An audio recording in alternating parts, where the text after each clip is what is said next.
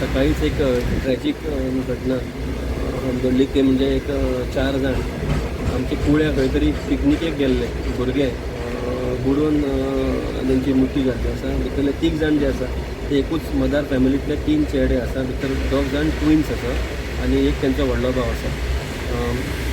तेंच्यांनी घरा कडेन आपल्या आवयक रिक्वेस्ट करून सगळें जेवण खाण रेडी करून पिकनिकेक वयता म्हणून सांगून सकाळची 7:30ची ट्रेन धरली आनी ते कुळे गेले आनी ते दनपारचे एकट्याच्या ट्रेनीन ते परते येवपाचे.